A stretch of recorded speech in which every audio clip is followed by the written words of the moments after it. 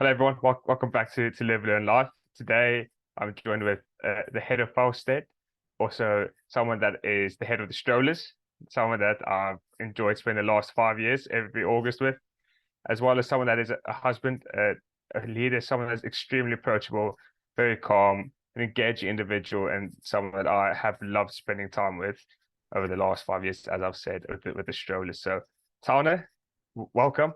It's a pleasure to have you. You want to give a bit of background about yourself and we'll sort of dive in from there. Yeah, thanks, Dill. It's great to be on here. I've listened to most of these that have gone out and always pick up a few useful things. Yeah, so I've been at Felsted now for 13 years. I've been in education all my working life, which was never really the aim.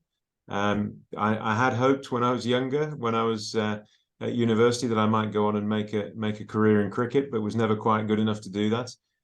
So I found myself teaching and coaching cricket, which was initially what I really loved about teaching. And then I got the opportunity to run a house, and I thought that was the best job ever, being able to make a difference to lots of people's lives. And then from that, I kind of thought, what's the next challenge? So I ended up coming to Felsted as deputy head, and I did 5 years of that, which I thoroughly enjoyed. It's a really good place to work, good place to live. And then I got the opportunity to become the head in 2015. So without ever meaning to, I suppose I ended up in the hot seat, which has been it's been a challenge, of course, but it's a very rewarding job as well. Amazing. And Tana, you sort of said you fell into it. So how did you fall into teaching? How did that come about? Yeah, so I was in my last year at university. I was playing cricket for the Oxford University side. And I'd lined up to go and do a year over at Cambridge, with a view to trying to play for Oxford and then play for Cambridge, which not many people have done over the years. So I had a place to go over there and do a teacher training course, at which the main question at the interview was, you're not going to be coming here just to play cricket, are you? To which I said, oh, no, no, no, no, no. No, cricket's a hobby and teaching will be a career. So I'm 100% into it. Anyway, just before the end of my time at Oxford, I got a call from my old school, Dean Close School, who were looking for someone to teach classics and to run the cricket for them. And I thought, it's such a good opportunity. It kind of ticks all the boxes of things I want to do. So I couldn't turn it down, so I went to Dean Close, took on that job. As I say, I really went there thinking about coaching the first team cricket. That was the big pull for me. And then I found out when I ran a house there when I was, I suppose, about 26, maybe 27.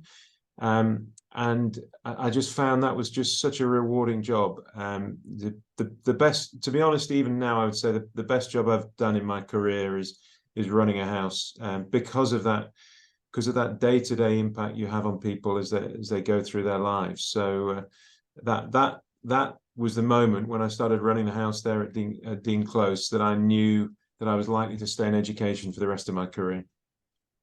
Awesome. How did you know that was going to be it? So you talk about the daily impact you get to have on people, but what sort of impact were you looking to have on people? Was it something that you thought about, or was it just sort of part of your personality that you were able to have an impact on people? I mean, I think when you're responsible for other people in any walk of life, even if it's walking out in a cricket field as a captain, or running a house, or just taking a lesson, you kind of have to look at the world through other people's eyes, and you have to be empathetic to what they're thinking. And I guess what I realized with the house was that it wasn't just a transactional thing where you go in the classroom, you deliver information and send people on their way. They're actually coming into school with all their different challenges, and I've always enjoyed working with the students who have the biggest challenges, because I think that they're the ones that need the most help. The really sorted, the really balanced students, that they look after themselves pretty well through school most of the time, with just a little nudge here or a bit of direction there. But students for whom school isn't easy, I think that's the group that I found most rewarding. And when I went into the house for the first time there were a number of kids who were. I mean, I'll tell you a story about one of them. We had a new boy into the house who, and the house had been a bit underloved over previous years, and there'd been quite a difficult culture in the house with some bullying going on. And this lad came in with his mum and said, "I'm really worried about what's going to happen to me, because I understand that there's these sort of induction things and initiations, and it's the best meeting probably the best meeting I've ever had with a student in my time, because what he did, and he was coming in to look after himself, of course, he was worried about himself, but what he did was he unlocked for me the opportunity to tackle the bad behavior, the bullying, the negative culture within the house, and that was such a moment in my time as a housemaster. And of course, you never quite get rid of all of that. There's always issues between children. That's always going to happen. But to actually have that opportunity to change the culture, and he was I still remember that meeting. I mean, I remember him as a 13-year-old. He's probably about 40 now, but it was a really big moment for me, and it really opened my eyes to what you could do to make the school a better place, and therefore to make the outcomes better for the kids as well. And how do you identify which kids, or the thing about a broad scope, adults, people that your peers, how do you identify those that need a little bit of an extra push, that are in an uncomfortable situation, and you're just trying to help them get through? Yeah, I think that's a really, really good question, and it's something that I don't know whether you've seen this week the Norwich City video that they put out for World Mental Health Day. Yes, I did. Yeah, I mean, it's a very clever video, very powerful video, but it shows that actually we often don't spot the concerns, we don't spot the issues, and because we're probably, certainly my generation, were brought up that you don't talk about those things because they're a sign of weakness. So I think spotting the issues, you can only do it through really good communication, and I don't think there is a silver bullet with it. I think you've got to be available for people. You've got to listen. You've got to be a good listener, and you've also got to develop a culture where people feel confident and comfortable that if they do bring something up, they're going to be supported with that and not belittled. Because I think that there's still, even now, even when we talk about mental health a lot, there's still that underlying feeling that people find really hard to get past, that if they admit to an issue, it's a sign of weakness, whereas actually the weakness is hiding it, and the strength is actually to own it and to seek out that help. But yeah, I mean, I'm an amateur. I mean, I'm still a teacher who happens to support people. I see pastoral care as being central to what I want to happen in my school, and I think it's the most important thing that any school can deliver. Exam results are great, but if you get great exam results and you've got really unhappy students, then I don't think you're doing your job properly. And how have you sort of built that culture?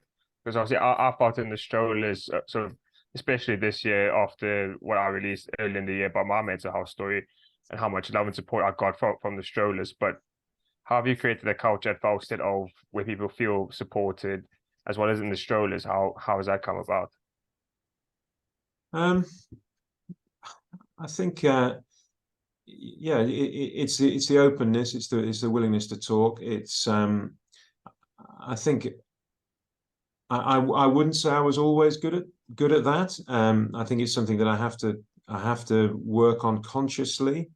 And I think when you want to develop a culture anywhere, whether it's a high performance business or it's a school or a sports team. I think that the approach is still the same, that you've got to use repetition. You've got to be clear about what it is that you really value, and you've got to keep convincing different people that what you're looking for is what they want as well. And so and that the interesting thing with schools is, of course, that group changes quite regularly. Parents, pupils move on, and you have to reinforce that culture all the time.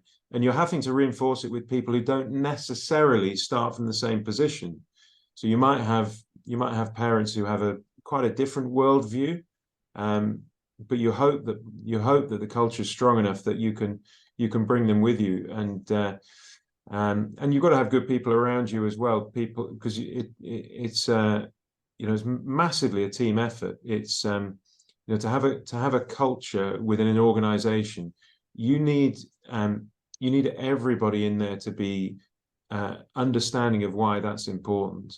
And that's an ideal. You probably never quite get there. I mean, I think that it's interesting with the strollers, because I've been strolling now for nearly 30 years. I don't think there's ever been as good a culture as there was this year.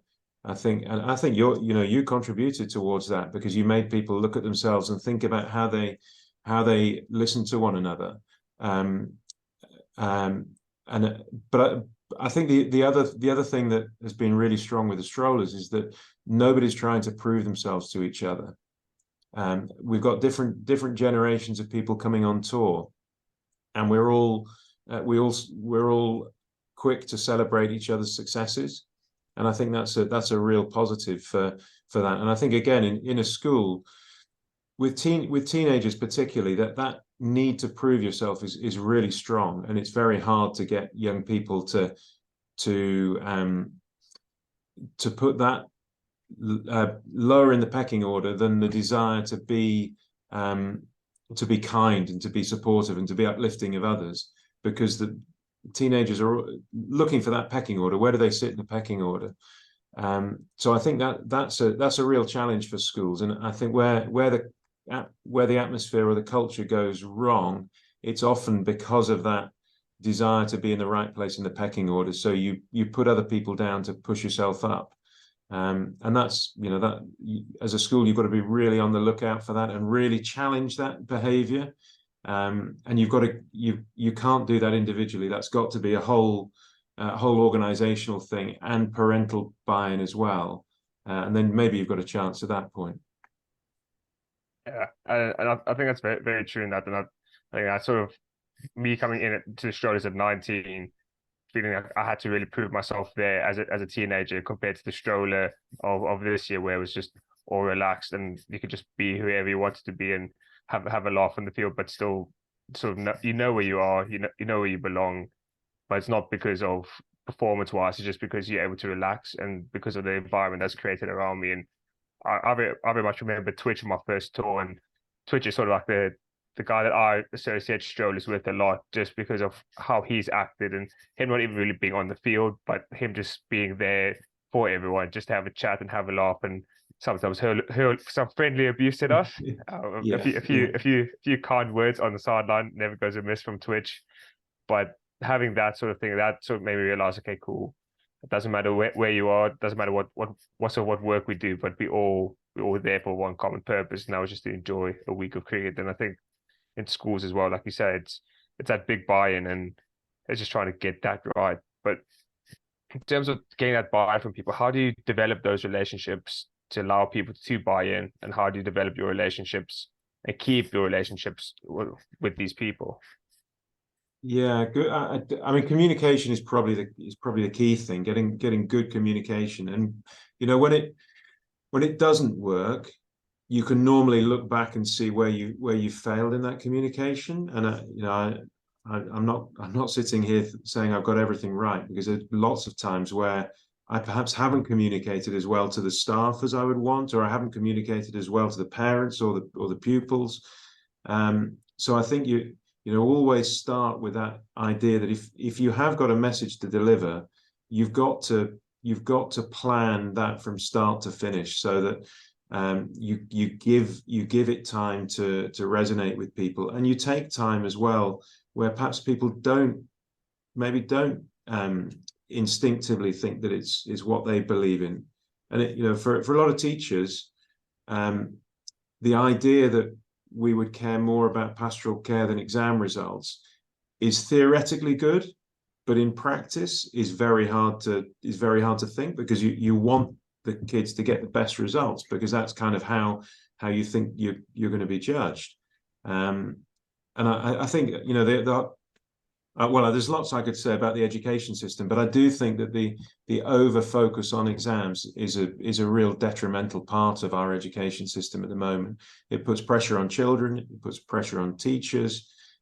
It's easy to measure, so it feels like a nice way to compare schools. Much harder to measure whether students are happy somewhere or whether they go on and be successful beyond school. But those really are the two metrics for me. Is somebody happy and enjoying their school? In which case, I think they'll do better anyway in most cases. And can they go on and be successful in life? And that, success, it might be financially successful, but it might not be. It might be just a really good citizen, or somebody who contributes to the world around them in a positive way, or is a good family person. I think those successes are just as valid as being a CEO or being a head or whatever the role is. I think those things are at least as important, probably more important, to be honest. Of course, nobody wants to have to live a life where they can't afford to put food on the table. So it's nice to have a job where you can afford to do things. But I do think that we as a society, we look at success in a very narrow way. And I think that's something as well that, the kids growing up now get a lot of those images. You look at programs like Love Island or influencers on TikTok, and you think actually what they're portraying is a really materialistic view of the world, which is not a healthy one. And I've got nothing against somebody making good money, but I don't think our starting point should be being materialistic. So yeah, sorry, I've rambled a bit there. That's all right. We love a good ramble. I think it brings out the best in us. And how do you sort of communicate those values? Because I'm sort of thinking that the minute where I'm in my life, we're thinking, okay, I don't have that materialistic value, but for me, that's not what I was brought up on. I was very much brought on that South African pride, passion, loyalty, being honest, and just being a caring individual. Yeah. And I felt like I've had a lot of success with that, particularly this year in my life. But how do you communicate that to kids and help them and guide them through life, especially during school? Yeah, I mean, by repetition of messaging, I think you've got to, if you believe in well, let's start from the beginning. I suppose you need to know what your values are. What are the things that matter to you? So work out what your strapline is, if you like, as an individual or as an organization, and then communicate it repeatedly. You've got to keep repeating that message and hope that it begins to go into some people. And also get them to do. They've got to do things that replicate those messages. So if let's say you do want people to be kind. I mean, I think kindness is so underrated. So getting people to be kind, you've got to recognize when people are and praise them for being kind. You've got to give them opportunities to be kind as well. And you've got to model that behavior as well so that they can see. So as a teacher, if your reaction to somebody coming into the classroom is to shout at them because they're 2 minutes late, and maybe they've just taken a phone call from home that there's been bad news or whatever, maybe there's a reason why they're late, and your response has been to shout at them, then the only thing they're learning is that the older you get, the more influential you get, you don't have to be kind anymore. So I think modeling the behavior is really, really critical. And if you can then set that model, reinforce the message, keep delivering the message, and recognize it and praise it when it's delivered, and also correct it when it isn't. So if somebody is being unkind, they've got to be held to account for that. I know sometimes that sometimes it can come across a little bit as though this approach is liberal and a bit lacking in structure. But actually, I think if you praise the good things and notice the good things, you can still hold people to account when they don't live up to that. I mean, I give you an example from cricket. When I captain, I really want everybody on the field to enjoy being part of that experience, but I also want to win. And if somebody isn't performing, I will hold them to account for that if I think they're letting other people down, because that's not the standard that we expect. And we will enjoy. I don't mind if we lose, as long as we've put in our all along the way. So I think the same would be true in school, that if somebody is letting you down and letting your standards down, they've got to have reinforced what your expectations are. So you've still got the boundaries, but I think you can do that in a way that is kind and supportive of that person, rather than try and the sort of old school diminish and belittle, which eventually means that people just turn against you, and they'll turn against the values that you're trying to promote, and therefore whatever you're trying to do just doesn't stick. Yeah, and I found that to be true. And I remember this being a small kid back home, and my PE teacher then, we called him Uli the Bully. His name was Mr. Ulufse, but everyone just called him Uli the Bully, because he would just berate us for anything we did. And we're like, well, we just rocked up. We haven't even done anything. We haven't even spoken yet, and he's already shouting at us. And I remember like hating going to class, and then coming now into the UK, and then being a PE teacher and having PE sessions. Like, okay, cool. I'm going to try to be the complete opposite of that, and I'm going to see what results I can get from that. And sort of the results that I've sort of seen, especially now working in a prep school, where it was the same age and I was almost being bullied by a teacher. It was like, okay, the difference in results is phenomenal. And seeing how people are actually, they're holding each other accountable now. It's not me holding them accountable. And the perfect example of this was yesterday. We had the under 11A football team, and we're not a massive school, and obviously sport, it's a good thing, but we're not the main priority. And they were 2-0 down at halftime, and I didn't even say a word to them. And I said, all right, that's what's the plan? What do you think? And they came up with a plan. They came up with an idea and approach. And I think it was just that continuous messaging that I sort of gave them in training sessions, that they just said to one another, and all of a sudden, like a flick of a switch, and thankfully for them, it came back in a result. We won 3-2, which is amazing. But it was just the off-field stuff. And I said at halftime was my favorite moment I've had coaching at the school, because they came up with a plan and they held each other accountable, and I could just step back and go, okay, this is what we want to see. So it's very, very true what you were saying, and I hope people can resonate with that, because it's a massive factor, just being kind and not reinforcing kind messages and not berating anyone.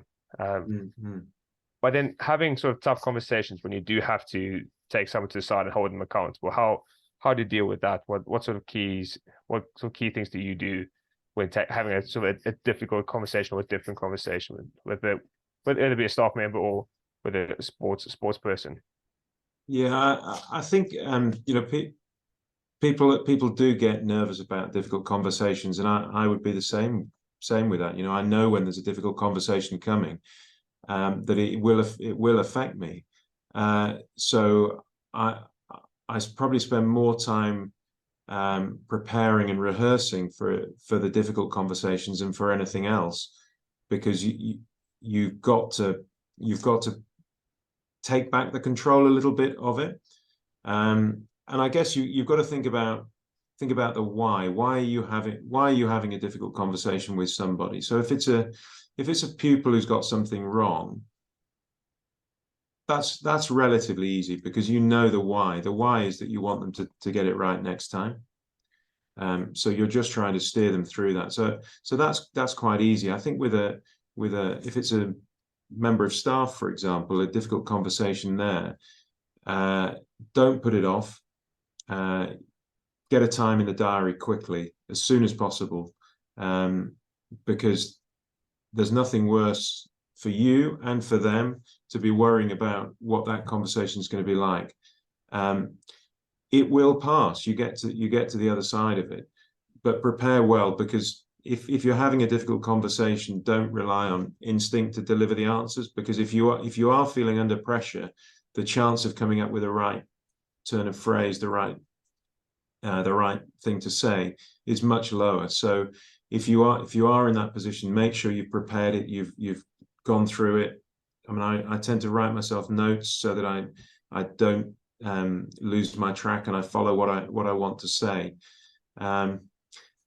And just also to recognize that nobody finds that sort of conversation easy. I don't think, anyway. There must be some people who do, but if you care about the people that you're having that conversation with, then you're not going to find it easy.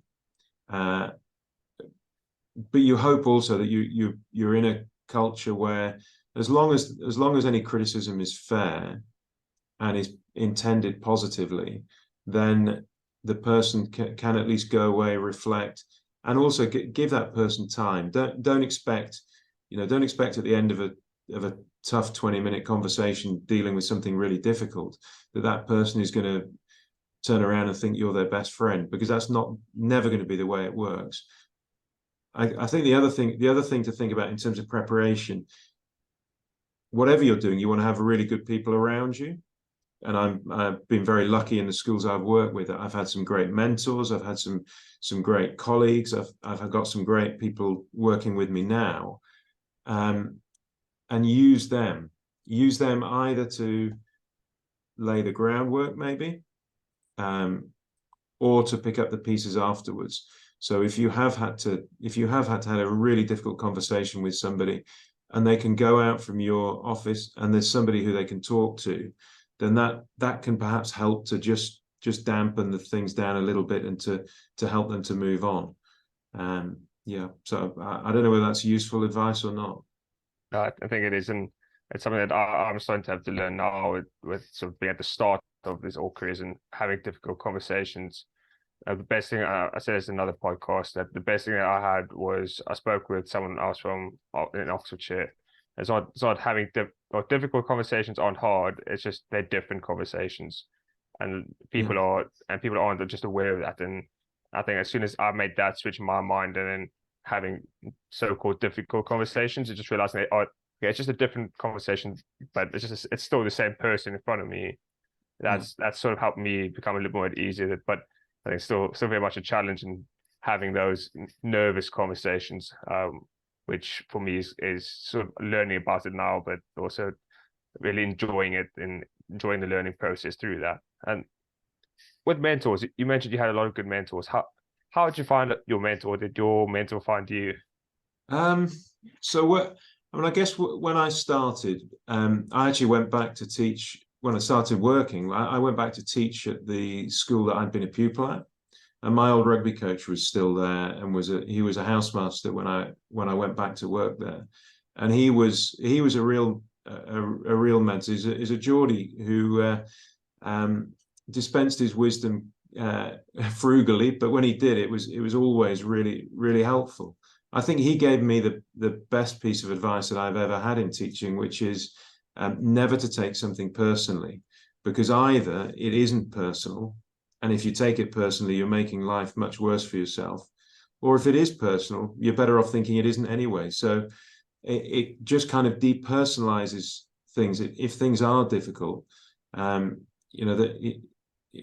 trying to think about being on the other end of that difficult conversation where perhaps someone's holding me to account and I don't like it.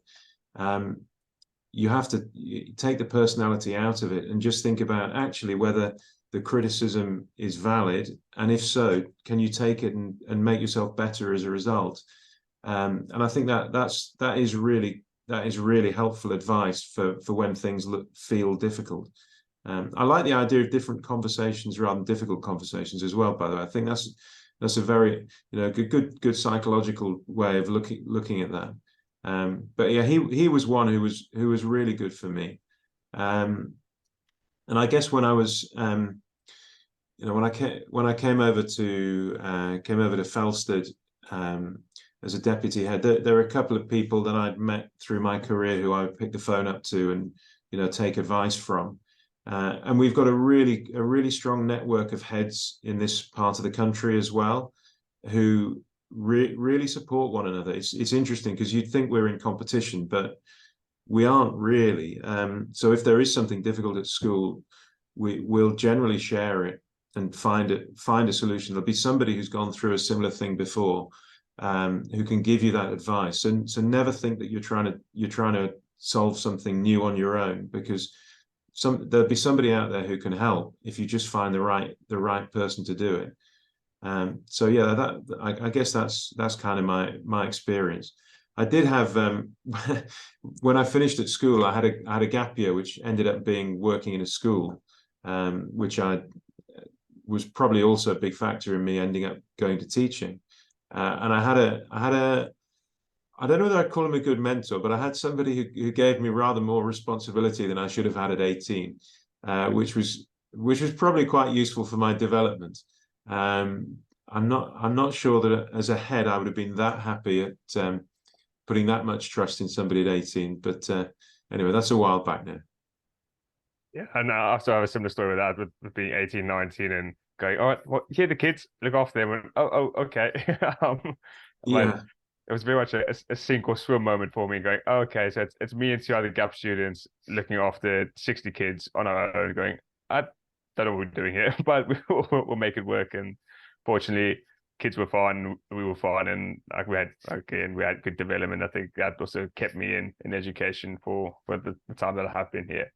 yeah. Schools have got better at that, I think. Yeah, very much so. And I think it's away from work and away from sport. But how do you manage your time between work and family, and how do you keep that balance? Because obviously you have two kids now in uni, both well, one in St Andrews, one in Nottingham, so quite a distance away from you now. How have you find you're balancing life with kids and balancing that with work and those sorts of relations? Yeah, I mean, I was really lucky that both kids came through the school that I was working in. So I was able to see more of them, perhaps growing up than might otherwise have been the case. I mean, difficult for them at times, but I still hope. Well, I know they got a lot out of their school. I think there'll have been moments when they would have rather not had dad as deputy head or head. But yeah, that was good. It's strange not having either of them at home, to be honest. I miss them a lot. It makes it really important that when you do see them, you make that time the best quality it can be. And I guess that's also meant a little bit more time for me with the kids away. So last year, as I think I had my midlife crisis and took on running the London Marathon, which I probably couldn't have done while the kids were at home because there were just too many things going on and too many things to do. But it did mean that I was able to train and prepare for that. So that was important. It did so very successfully as well. Yeah, I was. I never. Do you know what? I used to hate running, and I guess as I've got less good at other sports, running's something I've come to really enjoy, and very good for my headspace. I love running. I really enjoy it now because it means it's time for myself. Time, nobody can phone me when I'm on the run. I don't get emails. I don't answer emails. And if I see people I know, if you're running, you can run past them if you want to. So it's time when I actually feel like I shut down more than anything else.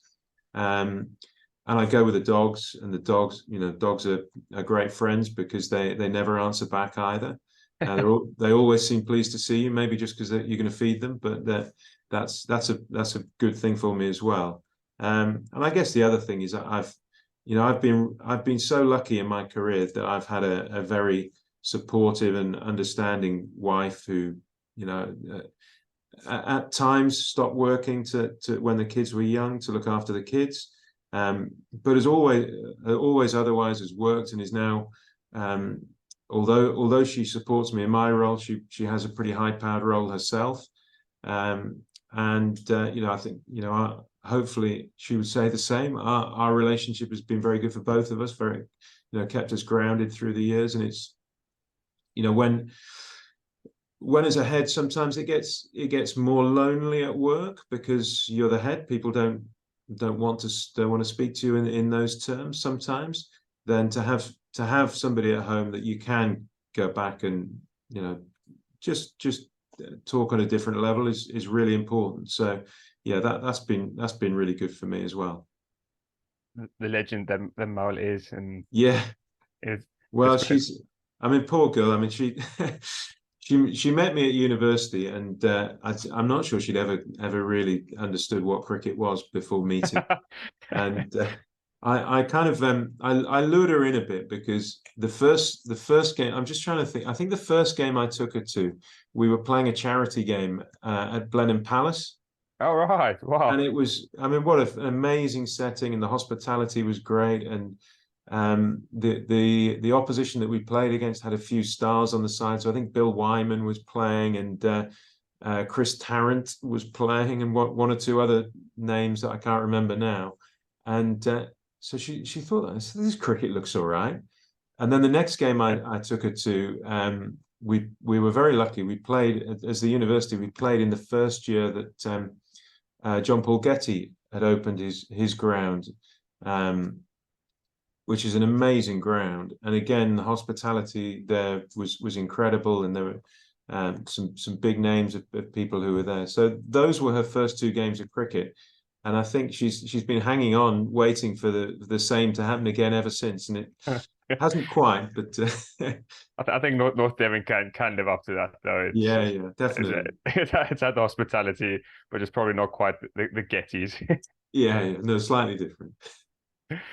And then how have you found life after COVID? So pre-COVID, it seems like Felsted was pretty good place to be in. I'm sure it is still now, but what have you found with the effects of COVID, and especially on yourself? And I'm just thinking about sort of well-being and the impact that had, because it must have been quite a stressful time for headmasters.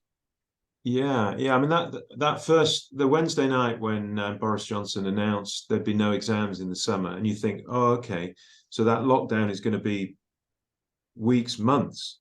Not because we were kind of, we knew there was something coming, but I thought it was going to be 2-week lockdown, something like that.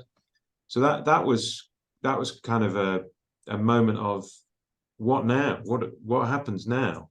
I mean, I've got to say that the staff here were unbelievable. That from the Friday, we closed on the Friday, we reopened on the Monday as an online school, and the work that must have gone in to make that happen. And people have got skills online, but they had to learn quite a lot quite quickly to do that.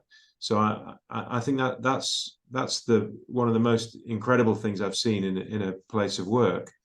It was really difficult. Really difficult for students and staff and parents as well. I mean, I always felt for parents who had maybe 3 or 4 kids at home. They're trying to hold down a job online as well. All the kids at different stages trying to do online learning. Really challenging to do all of that and to lose the social aspect. And I think a lot of teachers felt really isolated during that time as well. So coming back from COVID, there was initially there was that sort of upward curve where people were really excited to be back.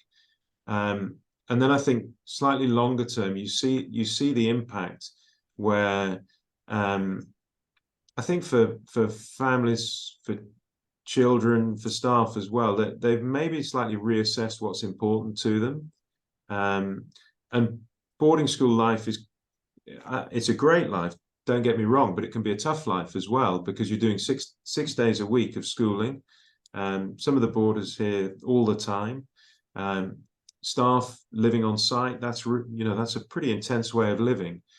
So I think it's been really hard for people to get back to that kind of rhythm of life within a boarding community.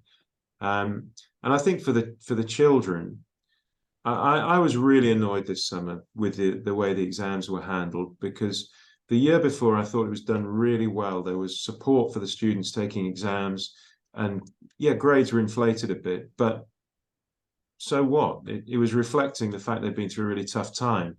This year, I thought that for England to act differently to Scotland and Wales and Northern Ireland was just madness.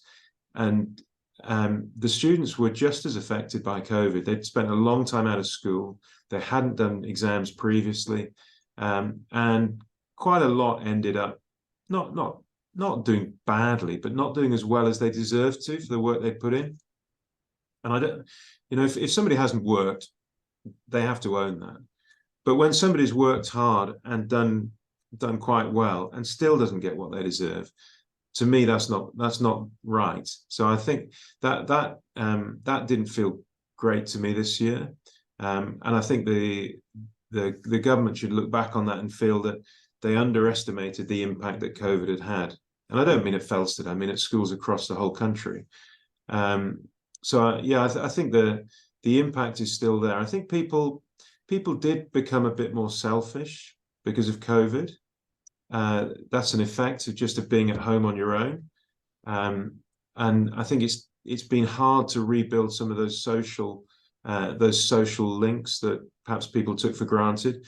So I would say that in education, you've got your academic education, you've got your co-curricular education, and that social education that we kind of take for granted is much more important than we've given it credit for. And I think it's something that schools need to actively look at. How do they do that? How do they help people to make healthy friendships and to develop as an individual, rather than just think, well, that bit happens. Because what COVID showed is that bit doesn't just happen. And for some kids, it's still hard. It's still hard being back in school. So yeah, I think that there was a long-term impact from COVID that we're still feeling, and I think it's the same in the workplace as well. People who went off to start work in 2020, 2021, often worked in empty offices or didn't go into the office for a year, 2 years, and they're not used to that. The expectation's different. So it's trying to rebuild that. I think that's a job probably of 3 to 5 years to rebuild things like that. Was there any impact that COVID had on you? So as I think obviously caused a little bit of extra stress, but for you as a whole, was there any impact that it had for you personally? Yeah, I mean the initial impact of the first lockdown required some really, really tough and quick decision making, and I was lucky that I had a governing body around me that was incredibly supportive through that, and we made a decision straight away. So our first decision with the lockdown was, what we want is, at the end of the lockdown, we want our Felsted families to feel loyal to the school. So all our decisions are going to be made through that lens. So we're going to try and do everything we can to make the experience as comfortable as it can, to make sure that financially it's as sympathetic as we can be, while not sending the school bankrupt. So we had a lens that we were working through. So that bit was highly stressful, but actually in a way it was quite rewarding, because we knew what we were trying to do. In some ways, the first lockdown, I have to be honest, I quite enjoyed, because I had a bit more time. I had my children at home with me, spent more time with them then than I probably have at any other stage since they were tiny.